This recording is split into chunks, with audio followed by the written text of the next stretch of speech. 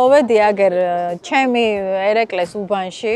სხვათა შორის ბოლო 1-8 თვეა მეც ამ უბანში ცხოვრობ და ძალიანაც შემიყვარდა, მაგრამ მთავარი მიზეზი ის გახლავთ, რომ წამოვიდა საყვედურები, რომ რატომ მაინც და მაინც ამ ძველ ბათუმს გადაყევიო და ხანდახან რაკეტაც გამოიხედეთ ჩვენკენო, ამიტომაც დღეს ჩვენ პივზაოძე, ანუ ამ უბანში ვისეირნებთ, რესპონდენტსაც გაგაგებინებთ ძალიან მალე ვინ არის. პრინციპში ახლავე გეტყვი, დღევანდელი ჩემი გაცემის სტუმარი იქნება ჩემი დიდი ხნის მეგობარი, ჟურნალისტი, ძველი ბათუმელი ლიკა აროშიძე. Haide. ეს სახლები მაბნევ და ყველა ერთმანეთს გავს და სტუმრად რომ მოვდიოდი ხოლმე ბავშვობაში, ვერასოდეს ვერ ხვდებოდი რა ხდებოდა აქ. ექსკურსია ცხოვრება ხوار გაგიწიეთ. გაგვიწეთ, იმიტომ რომ ვიკარგები აქ მე ბავშვობიდან. არ დაიკარგები. ლაბირინთები კარგად გაკვალულია. ლიკა, ძალიან დიდი მადლობა პირველ რიგში. შენ ამაზე არ ინერვიულო, ესენი ისეთი დასპეცებულები არიან. ამ საკითხში რომ სულ უკან სვლით, მიდიან წინ. ყავას ადვიყიდოთ აქ. სიმართლე გითხრა, მე ამ უბანში დროებით ეხლა არ ვცხოვრობ, ავითვისე ქალაქი რა.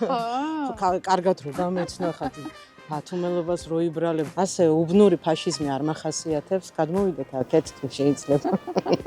შენ ეს ის ჩაგერთო ხო? მე ჩამეთ მარეგულირებლის ფუნქცია ვითვისებ. ავითვისე. იქად გავიდეთ, რა ქვია იმ ქუჩას? ინასარიძეზე გავიდეთ, ხო? კი, გარეუბნებს შორის ყველაზე ახლა ჭაოს გარეუბნად ითვლება?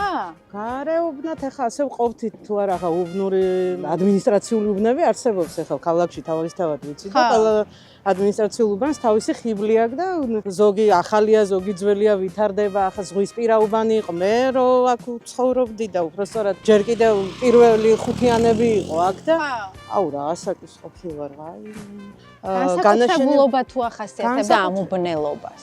კი, როგორ არა, ახასიათებს, ყველა უბანს ახასიათებს. თავისებური კოლორიტი აქვს ყველა უბანს და ყავს თავისი მოსახლეობა ისეთი, რომელიც თქვა ამ ოზოს მაგალითად თავის ტრადიციები აქვს, გამწვანებო რეკრეაციული ზონა იყო ყოველთვის განსხვავებული და საინტერესო.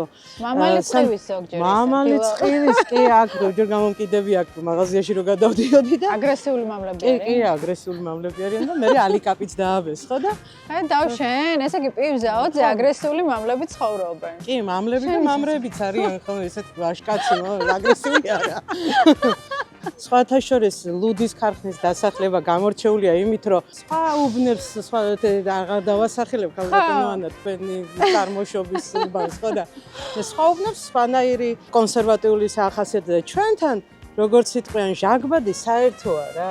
ეს ზღვისპირა ქალაქში ზოგადად ძალიან სხვანაირად ყალიბდებიან ადამიანები და მოსახლეობაც რაღაცნაირად ლაღია. თან სიღრმისეულიცაა, მოაზროვნეებიც არიან, არ ვაყენებ სხვა რეგიონებს და კუთხეებს და უბნებს. შეურაცხყოფა ზოგადად არ მიყვარს ეგ დაყოფა და რაღაცა, ჩვენ ერთი ვართ, ზღვისპირა ქვეყანა ვართ და გვეთყობა კიდევაც ხასიათშიც, მენტალობაშიც და ყველაფერში და ესეთი ტემპერამენტიც რო გვაქვს და სამხრეთული მსგავსება მიდის ხო იტალიელებსა და ესპანელებსთან გვაიგივებენ რაღაცა და მოკლედ ამ თემას ბევრი შეგვიძლია ვისაუბროთ, მაგრამ ბათუმელები მაინც რაღაც განსაკუთრებულები.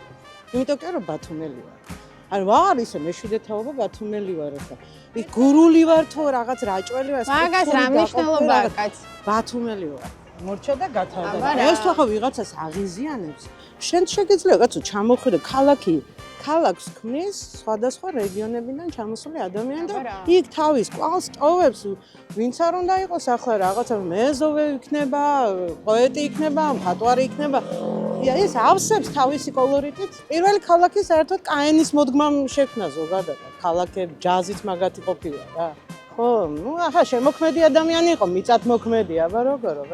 თავისებური ისტორიები აქვს ამ უბანს, კარგი ბათუმელები ცხოვრობენ აქ და საკმაოდ წარმატებულებიც და თავის პატარა ტრაგედიებიც იყო აქ. ისე შენ აქ დაბადებიდან ამ უბანში ხარ? დავიბადა ისე პიონერთა პარკის წინ, მაგრამ შემდეგ აქ გადმოვედით და მთელი ბავშვობა და ყმაწვილობა აქ გატარებული და საუკეთესო ახალგაზრდობის. მე ახლა ყავას გამოვიტან და უკეთ წავა ჩვენი საუბარი. გემრიელი ყავა იციან სხვათა შორის. ისე რომელი? დაპატიჟოთ. ლიკა, რომელი ყავა?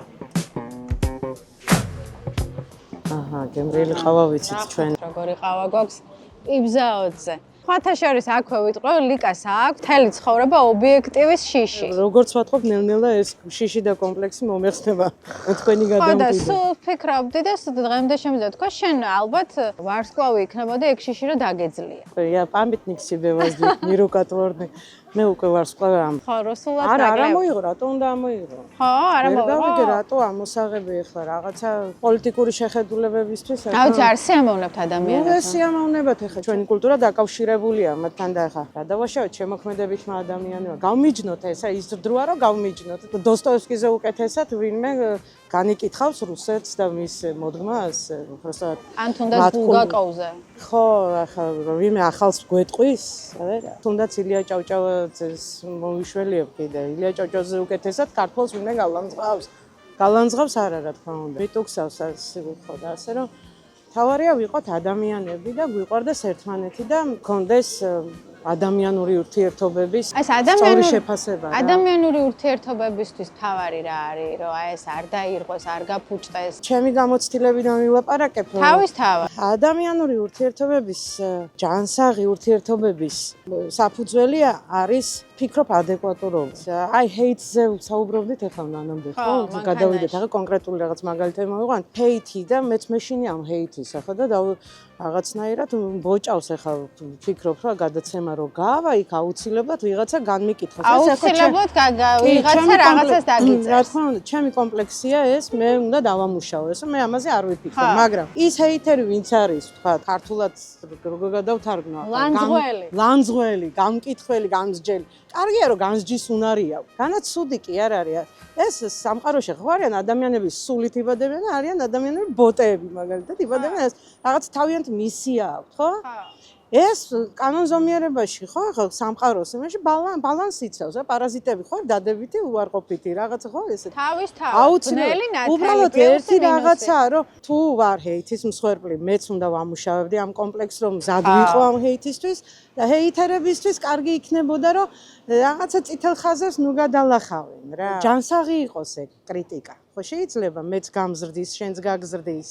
ცუდი კი არ არის კრიტიკა. წლების მეგობრობა დასრულებულა ზუსტად ამ სოციალური ქსელების გადამკიდე და ის რაც თქვათ ადამიანებს ერთმანეთის მიმართ შესაძლოა ქონდათ დაგროვებული და აი ესე პირისპირ ურთიერთობისას ვერ გამოუხატეს და ვერ გამოუთქვეს ერთმანეთს. შემდეგ რაღაცა მოცემულობა მოიტანა და სოციალურ ქსელში მოხდა დიდი აფეთქება. ხო, იქ დიდი ველია რა, დაყოფილი ამფითეატრი, პარტერი და მაყურებელი დიდია და იქ სცენაზე ხარ. ბაბლის თანადგომა პლუს ნახე ბაბლის თანადგომა იქ. აქ არ არის, იქ არის. დასიყავს უკანდელი და რაღაცა კი. ორკესტრი. და სოციალურ ქსელს რა ხიბლი აქვს, იცი? მაგრამ კარგად უფიქრია რა, ვისაც უფიქრია, ცუკერბერგი იქნება თუ რა ვიცი, მამები ამ სოციალურ ქსელს როგორი განცდა გაქვს მე ჩემ თავზე ვაწარმოეკვლევა. როგორი განცდა გაქვს, იცი? კულისებს მიღმახარ. და ყვირი. გამიგე? ამ დროს იქ მაყურებელი ვერ ხვდება ვინ ყვირის ხმას, შეიძლება ტემბრს არ გცნობდეს, შეიძლება ზოგი გცნობდეს კიდევაც, მაგრამ აი ბუჩქების პოზიციიდან. კი, როგორ არის შიფრე, მაგრამ შენ განცდა მაინც რომ რაღაცა აი შეხედე რაღაცა ის მყუდროთ ხარ რა. და იქ უფრო ბედა, მარტო ბაბლის იმედად კი არ არიან. ბედა, ეს გამბედაობა. თუ იქ ხარ ამ სოციალურ ქსელში გაბედული. ეს გაბედულობა გამოიყენე რეალობაშიც იყავი რა და შექმენი რაღაცა და გააკეთე. გაბედე, კი, გადაწყვეტილებების მიღება, ორჭოფობა, რაღაცა ეს რას მიეტმასნო რა გადაწყვეტილება მიიღო, აი ეს გაბნევს და ვერ ვითარდები მერე და ამ ორჭოფობაში იბოღმები მერე სხვა გაგასწრებს, უიმე იმან როგორ გამასწრა. მერე იწყებ იმის ლანძღოს, ადამიანო წადი და შენ ჩაერთვა მარათონში, მთელი ცხოვრება მარათონია. წადი და განვითარდი, პიროვნულად განვითარდი, პროფესიულად განვითარდი. სადღაც მეც მაქვს ხოლმე ემპათია იმ ადამიანების მიმართ, რომლებიც ღვარძლს და ბოღმას გამოხატავენ ხოლმე სოციალურ ქსელებში, იმიტომ რომ იმის უკან რა დგას და იმას რა გზა აქვს გამოვლილი და ამ კომენტარის დაწერამდე რა მიიყვანა ამას ვგრძნო. ამას რომ ხედავ, ანუ მართლა დედასგებცები მართლა არ მწყინს ხოლმე უკვე აღარავისგან, იმიტომ რომ ბედნიერი, შემდგარი და სულიერად მყარი ადამიანი, ანუ ამას არ დაგიწერს. და საერთოდ სოციალური ქსელისთვის ნაკლებად ცალია. თუ რა თქმა უნდა პროფესიული მოთხოვნა ვერა. მართლა არ ქსელია. ხომ აქვს ამის უფლება ვიღაცა მომწონდეს და ვიღაცა არ მომწონდეს. ან თუნდაც პოლიტიკოსი. ვიღაცა მაღიზიანებს, მაგრამ ის ასე პოზიციონირებს. ასე თulis რომ ამ საზოგადოების ფორმირებაში ასეთი წვლილი უნდა შეიტანოს, მაგრამ მე არ ვეთანხმები. ხო და მე რო არ ვეთანხმები, ადექიშე, კაი მამაცხოვნებული შვილო და შენეცოდე და შენ გაუწიე მას ისეთი სათანადო ოპონირება რაღაცას დაუწერ და გალანძღავ და მე იმის უკან მას შვილები ყავს, ოჯახის წევრები ყავს, ზოგს ჰიპერტონიკი დედა ყავს ის ხო ანუ გაეჯიბრე შენ და შენ თუ გინდა იმ ადამიანის იცი რა გემართება მაგ დროს აი რომ დავაკვირდი მეც გავბრაზებ რაღაცები არ მომწონებია თუმცა კომენტარებში ყოველთვის ის ვფიქრობდი რომ აი ბეწვის ხიც გადიხარ ადამიანი და ის პიროვნული თვისებები მაინც სადღაც რა აი რაღაცა ჭრდილს აყენებს შენს რაც არ უნდა განათლებული და პროფესიონალი იყო. განათლებული, ჰიტლერის განათლებული იყო და ვაგნერს უსმენდა და რა ვიცი და კი იცით რა. მეც მონგრევს რა. რა უნდა და ანაზეც ვიყავი რაღაცეებზე განაწყდება მოსულა ამბავია რა უწევს. კი, კაცო, ჩვენ არ ველაპარაკებოდით. მე დავაფიქრდი. მაგრამ მე მაინც ყოველთვის მიყვარდი შენ ლიგა. მეც ყოველთვის ვეთონ დამეტარი მიყვარდი. რა იტყვენ გურული დამეტნავად მიყვარდა და ხო რაში მე როდის გაგებდი. ლიგას დიდი წვლილი მიუძღვის იმაში რომ მე დღეს ამ საქმეს ვაკეთებ. მე ვიბრალი. პიგმალიონი ვარ. და მე გალატეა. გალატეა, კი ბატონო, რატომაც არა. დედას რა როლი აქვს იმაში, რომ ადამიანი პიროვნულად მდგრადი და შემდგარი იყოს? პიროვნულ სიმყარეს მიაღწიოს. მამასაც, მაგრამ მამა რადგან გასული ამბავია და მონადირეა და შემომტანია და დედა ძირითადად ამ კერის ფუძე და ასე შემდეგ, დედას ძალიან დიდი როლი აქვს ვაჟის და თუნდაც ქალიშვილის ფორმირებაში.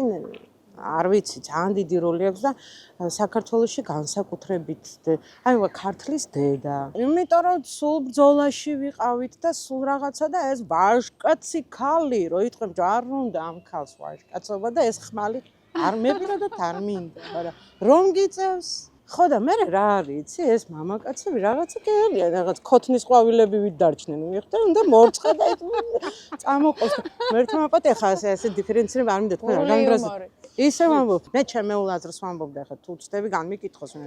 განმიკითხეთ ეითერებო. ყველა აზრი ინდივიდუალურია, მაგრამ ზუსტად ეგაა, რომ ვაჟკაცი ქალი და მე ეს ქალებს ზოგს მოწონს ეს უმისა, იცი, ზოგს არ მოწონს, ზოგს. კაცობრიობის ისტორიაში ახლა ბევრ ქალს უმართია მამაკაცები და იმპერატორები და რაღაცა თან გავლენები და მთელი ამბები, მაგრამ ჩვენთან ქალი არის სარეცხი მანქანა.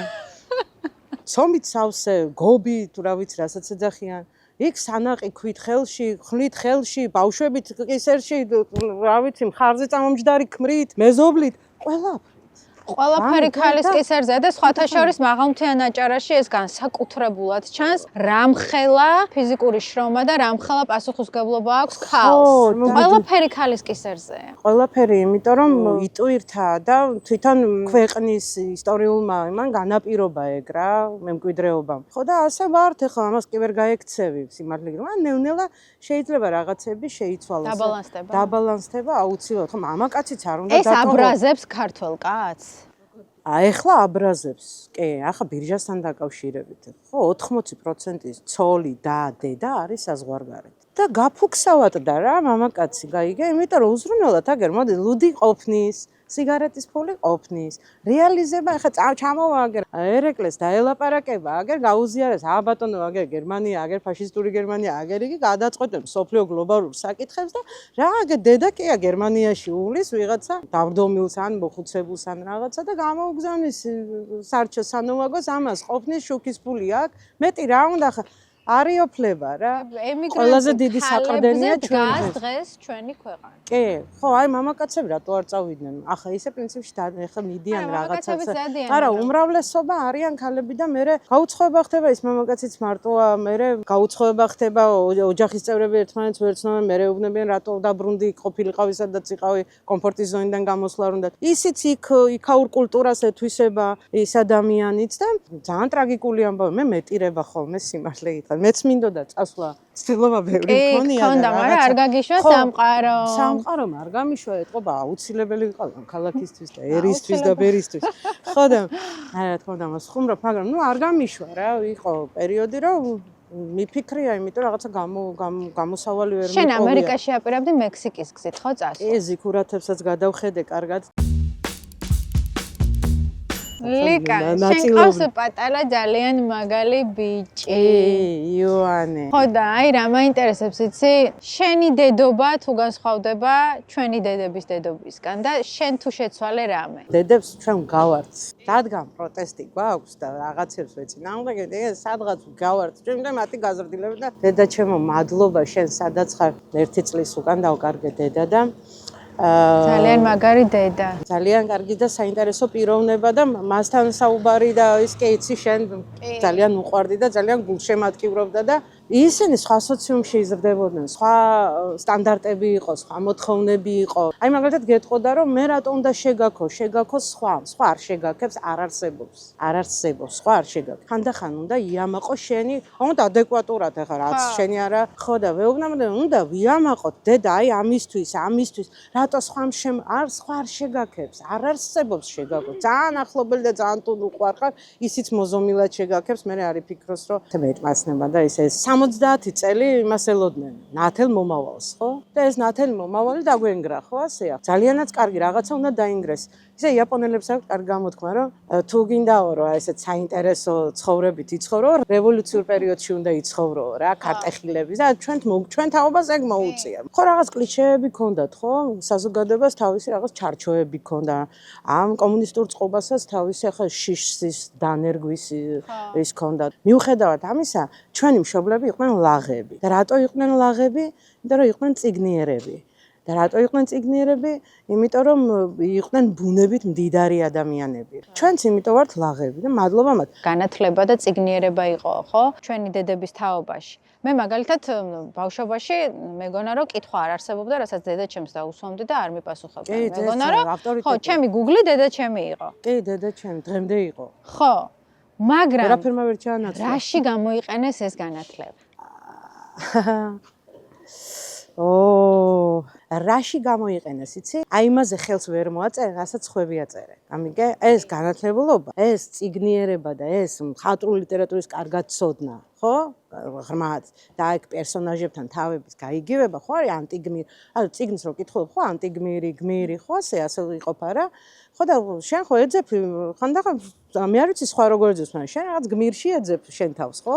აი ეს ქონდათ და ეს ზრდიდათ მათ და ძალიანაც კარგად წარმატებულები იყვნენ. სოციუმმა იცოდა რომ ეს ადამიანი განსაკუთრებით გამორჩეულია. რაღაცა თაობაში კი, პერიოდი. აი ეს გამბედაობა არ ქონდათ. სხვა შემაფასოს. აი ეგ ღუპავს. სხვა არ შეგაფასებს. სხვამ დამინახოს, სხვა არ დაგინახავს. ის თავის თავს დაიმკვიდრებს და რატო დაგინახო?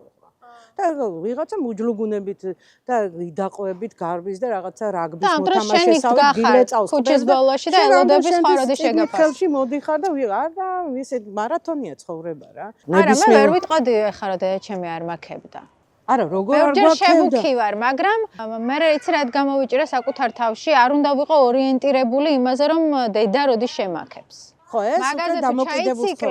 მერე აი გაქებს ახლა ზოგადად ასე კი არა. მიჯაჭვულობისკენ მიმყავს საუბარი. კონკრეტულ ქმედებებს, აი იოანესთან დაკავშირებით საუბრობთ, როგორ დედა ხარ, ხო? მეც ვსწავლობ, ჩემით კი არ მომსვლია, მეც ვიზრდები, ინგლისურს ფლობს კარგად, მესამე დონის ინგლისური ისა, ჩემი მოწმეს და მეუბნება ამას, იცი რაო, მეო შენ ინგლისურს გასწავლიო და შენო მე ქართული მასწავლე. მეც ვიზრდები მასთან ერთად, ვუსმენ და როცა რაღაცა მომწონს მასში, ხო? ვეუბნება, აუ რა, კარგად გამოგდის ეს შენ ეს კონკრეტული საქმე და მას მე ეძლევა мотивაციით. მე ამას არ ჩვენ გვაქებდნენ ზოგადად. ხო, მაგრამ ასე საქვეყნოდ შეიძლება ახლა ესეთ დიდ საზოგადოებაში შეიძლება რაღაც მორიდები, რაღაცა ისეთ მიმიკას მიიღებდნენ, ვითომ მას რო არ ჯერა და მე სხვა რო გისმენ, სხვა უფრო იჯერებს, უი მართლა ეს ასე არ არის. რაც აქვს ადამიანს რაც აქვს ის შეამჩნიო, იმაზე ფოკუსირდე და იმ თვისებაზე, ის ღირებულებებზე და გაამახვილო ყურადღება კონკრეტულზე. აი ზედაპირულობა იქცა რაღაცა მთავარ პრობლემად. ჩემი აზრით შეიძლება არ ვიყო მხოლოდ ობიექტური. მე ჩემს სოციუმში სადაც ვარ, იქაც კი ვცდილობ რომ რაღაცა კვალი დავტოვო რა, პატარა რა, მოგრძალებული კვალი დავტოვო და ამაზე უნდა იფიქრო. კვალი რო დატოვო, მაშინ სიღრმისეულად რაღაცეებზე უნდა დაფიქრდე, ურთიერთობებზე, იქ ციგნიერებაზე, იქ განვითარებაზე და ასე შემდეგ და მე აღარ იქნები ზედაპირული. ხო, ნახე, ეხლა რა ხდება? ახალი თაობა მაგალითად. ორიენტირებულები არიან უფრო მომავალზე. მუშაობენ, შრომობენ, ცდილობენ რომ მატერიალური მომავალი უკეთესი შეიქმნან. და ამ დროს იმ სიღრმეებისთვის და ზოგადი განათლებისთვის დრო აღარ არის. მაგაში გეთანხმები ზუსტად. ახლა ესე არ გაგვიგოს არავინ რომ რაღაცა ვიღავ ჩვენ თაობა ვარ და იცი მე ომამდე ტანკისტი ვიყავი და შენ რაღაცა ამიდან კლიშეებიდან გამოსულები ვარ. დრო დაჩქარდა თუ დააკვირდებით რა. ხო და ყველას გვინდა რაღაცა მოვასწროთ. ამ მარათონში რო ხარ, რაღაცები გამოგეპარება. ახლა აი ზუსტად ამ წუთას უნდა ქმნიდე რაღაცას. დღევანდელი დღით იცხოვრებ, ხო? მერტი გვეუნება, ხო? აქ და ახლა. ხო და სულ ფიქრობ დღევანდელი დღით როგორ ვიცხოვრო კაცო? რას კარგავ ვიცი? რეალობის აღქმის უნარს კარგავ, როცა მუდმივად გამუდმებით დაუკარით რომ ძველ ხანჯალს ელდა ეცეს, ამით იცხოვრობ. ვიცი დავითის დროს ეგ. დავით მაგ და ახლა გააკეთა. რო აქამდე შენ აგერ გალაპარაკებს, აგერ 21 საუკუნეში და შენც გააკეთე რო იქ სადღაც 1000 წლეულების მერე ვიღაცამ შენზე ილაპარაკოს. ვინც არ უნდა იყო, ხო? დღევანდელი დღით ცხოვრება ზუსტად ეხლა მივხვდი ამასაკში, რომ ამას ნიშნავს. რომ აქ და ახლა გააკეთე და ხვალინდელ ფიქრზე შფოთვაში ყოფნას. მერე შფოთვები მიგიყვანს იმამდე რომ ხარ აგრესიული. მერე ეს აგრესია გადაედება სხვას. მერე შეკრავს რაღაცა ჯგუფს. მერე ეს ტალღა მოიცავს და მაგერ რევოლუციას არსად არც ერთ ქვეყანაში კარგი არაფერი არ მოუტანია. არაფერი კარგი არ მოაქვს. გააკეთე ახლა შენი საქმე.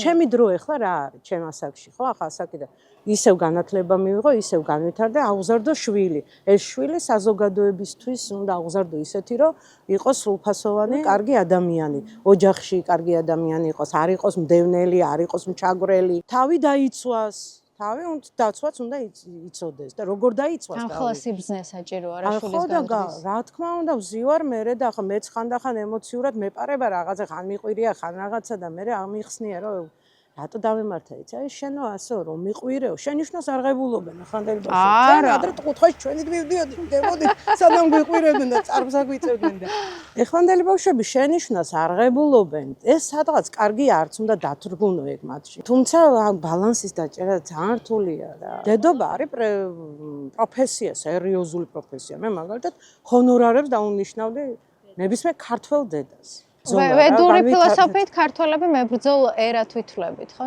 იცი? ეს ბრძოლაში ვიხოდებით. არა, ეგ სავალდებულო მაინდა-მაინც ომში იყო, ანუ ბრძოლაში. იმიტომაც ვერ აღიგავა პირისაგან მიწისად, რა ვიცი, სწორად ხო გამოთქვა. ბევრი იმპერიები, ხო? აღარ არსებობენ და ჩვენ ეს პატარა ქვეყანა შემოვჭით. როგორ გადავრჩით, ეხა ეგ ცალკე თემა. მე მაინც გონია რომ იუმორი აქ არის. იუმორი არის აქ. კი, იუმორი და რა ხალხი ვარ. თვით ირონია. ყველაზე დიდი ერთობა სად გვაქვს იცი? სუფრასთან. მაგით გადავრჩით? არა, ერთმანეთის ჭამით გადავრჩით. მტერი იბნეოდა კაცო, და მეტყოვეთ, მეც გაწყვეტავენ და ჩვენ ვეშველებოდა, ამ დროს თვითონ წდებოდნენ და ჩვენ კიდე მრავლდებოდით. რაღაცნაირი სასწაული კოსმიური ხალხი. შურიანებიც ვართ. რატო ვართ შურიანები? გეტყვი ხა ამასაც. პატარა ერი ხო ვართ. ვაი რომ ტახტი ერთია კონსტანტინე გამსახურდია საქმე. თო ყველა მეფობისთვის ვართ დაბადებული. ყველას გვაქვს დაფნის გვირგვინსაც თავისით ვიდგამთ. ხო და ეს შური და გაუტანლობა სადღაც მე მგონი სერიოზული იმუნიტეტია ერის გადარჩენის რა. ანუ სულ არა, კი, იმიტომ რომ ხო გეუბნები მტერს აბნევდნენ. აღარ ზუსტად კი არ გამიგოს ვიღაცა. არა, საინტერესო თეორია, ამაზე არ მიფიქრია. არა, უნდა იფიქრო. დიდი ხანი არ მინახე ხარ მე შენ. არა, აუცილებელია. შური და გაუტანლობა გვაქვს რა. იმიტომ რომ ყველა მეორე თუ პირველი არის ნიჭიერი. არა, მართლა ნიჭიერები ვართ, ახლა დააკვირდით. ნიჭიერები უდაოც. უცხოეთში ახლა საზღვარგარეთ, კარგი ექიმები, კარგი რაღაცა პოლიტოლოგები, რა ვიცი, ნუ სხვადასხვა პროფესიაში წარმატებული ქართველები. თქვენ წარმოგიდგენთ, ახლა მე მარტო არ ვამბობ ამას, ხო, ბევრს ვთქვამს. ჩვენ ცოტა დიდიერი რო ვიყოთ, ალბათ ახლა მესამე რომი. მთელი ქვეყანა ჩვენ ვიქნებოდით. ხო, მთელი მსოფლიო იქნებოდით ჩვენ და რა ვიცი, მე ყველა ჩამოვართმევით ყველა რეგალიებს. მასშტაბები არ ყოფნის. მეც არ მყოფნის მასშტაბები. დასაბრუნებელი გვაქვს ტერიტორიები. ტერიტორიების დაბრუნებასთან დაკავშირებით ბევრჯერ მიფიქრია, რომ ამბობენ, რომ აი სისხლით დაკარგულ სისხლით რაღაცა დაბრუნა. აქაც სერიოზული სჭირდება რა დიპლომატია. პატარა ერი ხარ. ვიღაცა მაგალითად ისრაელის მოდელს მოიყვანს. ისრაელს უკან დგას სერიოზული სახელმწიფო. ბიჭო, რო გაკივი და ვიღაცა დათვი რომ მოგერევა ბაბაი უნდა დაუძახო, ამის მომხრე არა ვარ, მაგრამ დათვი სანამ მოგერევა, შენ რაღაცა მექანიზმი ხო უნდა გქონდეს, ტაქტიკა ხო უნდა გქონდეს. მერე სტრატეგია ხო უნდა აქციო. შენ პურის საჭრელ დანას ვერ იკავებ ხელში და დაკარგულ ტერიტორიებს დაიბრუნებ. ანიგე კლავიატურის ლომი ხარ და რაღაცა საზღვარგარეთ ძიხარ და აქ ჰენეს სვამ და რაღაცა სიგარას აბოლებ და დახვეწილი დავარცხნილი და აქედან მე მამუნათებ იარაღის დაკავება არ იცი. ეს სამხედრო მემკვიდრეობა რაც ქონდა ეხლა რაღაცა ისტორიულად და გააქვს ეს გამოწვევა ისიც არ იცი. რითი ებრუნე? 300 წლის შემდეგ დაბრუნდა აჭარა და რას ლაპარაკობ? ხო, დაბრუნდა და დაბრუნდება ზუსტად სწორი დიპლომატიით და როცა турბულენტურ იმაში ამყოფებ ქვეყანას და რაღაც ის ოპოზიციური ეს განწყობების მქონე უნდა იყოს ოპოზიცია აუცილებელია, მაგრამ შენ როცა დესტრუქციული ხარ და რაღაცა შენი ამბიციები გაქვს და შენც გინდა ისტორიაში ჩაეწერო და ებჯო ჩაეწერე, მაგრამ ნუ არ ყევ ქვეყანას რა, ნუ არ ყევ. აღარ გვინდა პოლიტიკა. გადავერთოთ შემდეგ. აღარ გვინდა ამეტირა აფხაზეთზე მეტირება ყოველთვის. საწავიდა შენი მთავარი პროფესია. მე როგორც ჟურნალისტი ისე წარგადგინე. კი, აი, ჟურნალისტიკასთან დაკავშირებით პუბლიცისტური ნაშრომებიც გქონდა შენ და ქალაქის ისტორიაში რაღაცა კვალით ვტოვებ რა და ეს კულტურულ ცხოვრებაში რა მომეცა ამის საშუალება ქალბატონ ჩიტოს დიდი მადლობა ომერაძეს. ნიჭია, როცა ადამიანს აძლევს იმის საშუალებასა თავისი უნარები გამოავლინოს. თავისი ამის საშუალება უნდა მივცეთ. არავინ არაფერს არ ართმევს. არ უნდა დაფლა. ჩვენ კიდე არ ვიცით რა ნიჭების მატარებელი ვართ. შეიძლება ვერ განახორციელო ის რაღაცა მაქსიმუმი შენი შესაძლებლობების, ვერ რეალიზდეს რაღაცები, მაგრამ შენ უნდა ეძებო შენში ეს ტალანტი. ჟურნალისტიკას შევეხე ახლა და ერთ-ერთი თუათო ნიუ-იორკ ტაიმსის ჟურნალისტი, რომელიც სოციალურ თემებს აშუქებდა. ძალიან წარმატებული და დაანება ჟურნალისტიკას თავი.